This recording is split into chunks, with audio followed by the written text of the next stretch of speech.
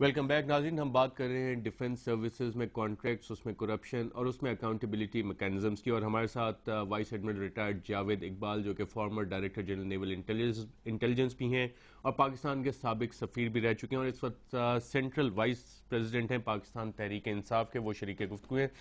Admiral صاحب، defence services میں جو کانٹریکٹس دیے جاتے ہیں، کیا ہر کانٹریکٹ میں کمیشن شامل ہوتا ہے؟ انویریبلی جی 100% شامل ہوتا ہے، بیکاز یہ اس تھرڈ ورلڈ میں اس کے بغیر کوئی پینیٹریٹ کر ہی نہیں سکتا ہے.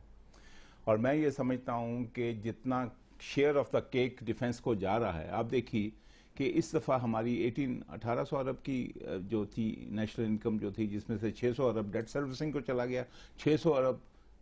فورسز کو چلا گیا، اور 600 ارب باقی 18 کروڑ عوام کے لیے ہے. اور اس میں بھی ڈیولپمنٹ پروجیکٹس جو ہیں وہ ڈراپ ہو گئے فلڈز کی وجہ سے. ایجوکیشن 1.5% پہ آ گئی ہے. آپ امیجن کریں کہ اگر آپ کے لیے، من حیث القوم کی بات کرتا ہوں، یہ قوم کو بھی سوچنا چاہیے کہ اگر ہمیں بچوں کی تعلیم کے لیے 1.5% چاہیے، اور جو ہے اپنی بندوقوں کے لیے جو ہے ہم یہ دیکھ لیں پچھلے 60 سال سے ہم اس بندوقوں کے نام پہ پورا جگ قوم بھرتی ہے اور ہم اس کو خالی کر دیتے ہیں. تو ڈیفنس پروجیکٹ میں اگر ٹرانسپیرنسی آ جائے تو وہ کم سے کم پیسہ تعلیم جیسے شعبے کے لیے استعمال ہو سکتا ہے. اور پہلے تو بات یہ ہے کہ ڈیفنس کو اس نیٹ کے اندر لانا ضروری ہے کہ جو ڈیفنس کے کنٹریکٹس ہیں یا جو ڈیفنس کا بجٹ ہے، جب تک کہ وہ نیشنل اسمبلی یا پبلک اکاؤنٹس کمیٹیاں جو ہیں یا دوز پیپل جو پیپلز ریپرزینٹیٹیو ہیں، جب تک ان کو بیچ میں انوالو نہیں کیا جائے گا، ان کو امپاورمنٹ نہیں دی جائے گی، اور یہ ایک ہولی کاؤ کا ایٹیچیوڈ جو ہے یہ ہم ڈیفنس کے بارے میں ختم نہیں کرتے ہیں، اس وقت تک ارشد صاحب کسی چیز کا حل نہیں ہے. ایڈمرل صاحب، کتنا کمیشن ہوتا ہے ہر ڈیل میں؟ آپ نے کہا انویریبلی ہوتا ہے، یہ سیٹ مارجنز ہوتے ہیں؟ دیکھیے، یہ مطلب ہے کہ اس کے اوپر جو ایک مختلف لوگوں نے جو ریسرچ کی ہے، اس میں یہ جو ہے کہ کئی حد تک آپ دیکھتے ہیں کہ جو لوگ کہتے ہیں کہ مثلاً جو 101 روپے آتا ہے اس میں 4 آنے اصل پروجیکٹ پہ لگتے ہیں، یعنی 4 آنے اگر آپ جو ہے 12 آنے کھائے جاتے ہیں، تو چاہے وہ پبلک سیکٹر کے وہ کنٹریکٹ ہیں یا ڈیفنس کے کنٹریکٹ ہیں، تو اس میں یہ جب آپ دیکھیے کہ فرانس ایسا ملک تھا جس نے یہ لا فلی اجازت دی ہوئی تھی کہ اگر آپ کو کسی دنیا میں کسی کو رشوت دینی پڑے تو آپ کو لا فلی دے سکتے ہیں. لیکن سن 2000 میں انہوں نے وہ قانون تبدیل کر دیا. لیکن 2000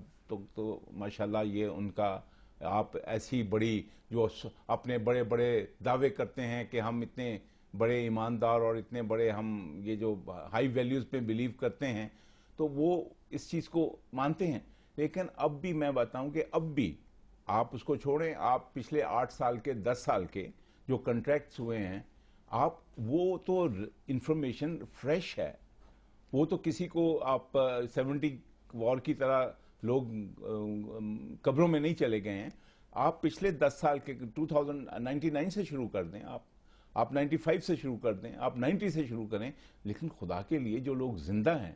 آپ ان کا ابھی جو آپ نے ایکوائر کیا ہے، آرمی نے، نیوی نے، ایئر فورس نے، رینجرز نے،